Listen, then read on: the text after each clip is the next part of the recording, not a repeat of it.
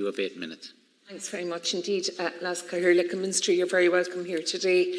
And, I think it's really, really important that we have this debate, and I'm delighted that this debate has been put on the agenda for today. And it's just unfortunate that we won't be able to finish it today, because I think it's such an important issue. But, Minister, I suppose when it was first leaked on prime time there not so long ago about cutbacks to do with RT, and particularly I'm going to focus on the Limerick situation, because, as you know, I'm from Limerick, and certainly it's an area that means an awful lot to me. Certainly in terms of RTE, I agree with all that has been said already, that we need to find ways of streamlining it and making it more cost efficient. And, I would encourage you and Minister Bruton and everybody else, and maybe it's going to require a mentor maybe to come into work with RT and the management, maybe to come up with ideas, or somebody from outside to come into work with them to come up with new ideas. I went back over some of the articles certainly that has been in the paper in very recent times, and in particular to do with Limerick. And I know a number of years ago that Limerick lost half their staff. They now have 20 permanent and 5 part-time staff. So it's not just about the lives of 25 people, it's about their families as well, because many of them, they have their homes in Limerick, they have their children in local schools, etc. So the knock-on effect, you're talking about 50 to 60 people that are going to be affected by the proposed closure of the Limerick studio. And while I know that they're saying that there's going to be some place put in place for the correspondent, the news correspondent, it's going to be like a kiosk. So at the moment, currently, if Radio 1, Radio 2, anybody comes down to Limerick to broadcast from the studio, they use the facilities, be it television or radio. Now we're going to have a kiosk where maybe it'll facilitate 1 or 2 people, but it's not going to be a studio. There are many purpose-built studios within Limerick. We've got one in LIT, we've got one outside in the University of Limerick, and we've got one in Mary.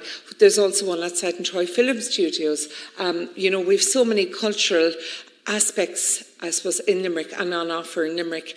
And I was delighted that when there was a special meeting in the council last week, that it was suggested that the council would become the lead people to actually put it up to RT, but also that they'd bring on board the likes of the third level institutes, people from business, and that as a region that we would fight the proposed closure of Limerick in Limerick as a group.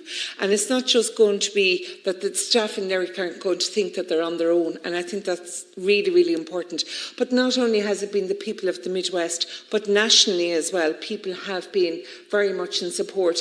And I know that there was a briefing here in Leinster House today with the staff of Limerick, and it was great to see cross-party support, but also cross-the-country support that actually attended that briefing, because it really was a boost for the staff to find that, people were coming out and supporting them. And I suppose culture is something that's very much part of our heritage, not only in Limerick, in the Midwest, but in Ireland as well. And Limerick gave that offering. And while I know it's going to be proposed that it be dispersed between Cork and Dublin, it won't be the same thing. Limerick had built up cultural links with the Irish Chamber Orchestra, with choirs, with different groups. There was many groups came from around the country and actually performed below in the station in Limerick. They worked in cooperation with many, many cultural groups. And, those linkages took a long time to put together. And now, it's going to be very, very hard to keep those linkages going.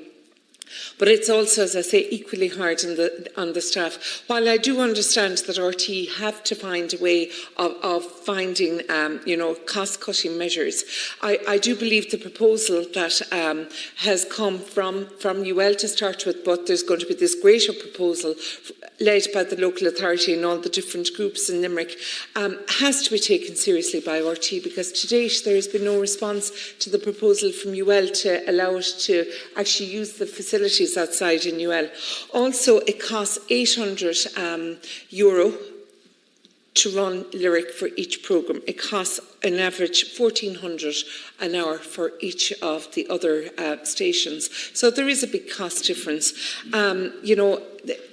the offering has been, there was the Irish Chamber Orchestra hosted an event outside in the University of Limerick last Thursday evening, and people came out in full force, different choirs, cultural based organisations, you know, just to say we stand with you.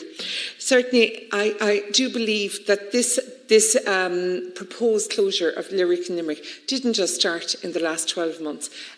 Since the cultural CEO was put in place in RT, they've never even stepped foot inside in the offices of Lyric in Limerick. And I think that sends out a message in its own right. Because, and you know, the staff, I know that will say, obviously, there's going to be proposals coming from RT as to what's being proposed, cutbacks and the unions and everything. And I mean, but I think it's important that we, because there's such a groundswell of support, that we cross-party and cross-county come out and work with the staff and, you know, come up with proposals in terms of saving not only Lyric for Limerick, but also come up with proposals in terms of cost saving measures.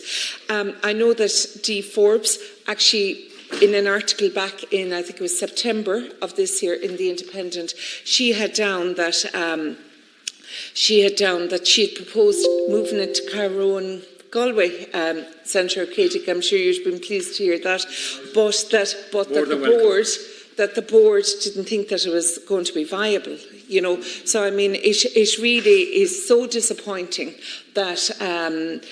You know, she is very disappointing, I suppose, that there hasn't been any communication, and that the staff in Lyric actually heard by Twitter and by an email and through prime time, you know, and I really think that was so sad that, you know, Lyric is in Limerick for the last 20 years, and I think it was an awful way for the staff actually to find out that their jobs were in jeopardy. While I know they may have the option of moving to Cork and Dublin, there's also climate change that we have to consider.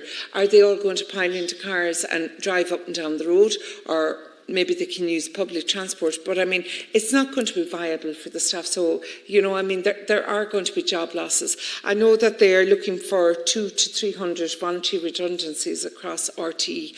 Maybe Lyric should have been, you know, given the option of being part of those voluntary redundancies rather than telling them that, well, sorry, I'm incorrect in saying Lyric. Limerick is how I will put it, because Lyric is not closing, you know, she's just moving to Cork and Dublin. But I really feel so strongly about it, Minister, you know, and I mean, it is, you know, I really appeal for yourself, for Minister Bruton, to get involved in this, because there are people's lives at, you know, well, jobs in jeopardy here, but also it's the knock-on effect, but also culture, as I say, is so strong. We've got European City of Culture above in Galway.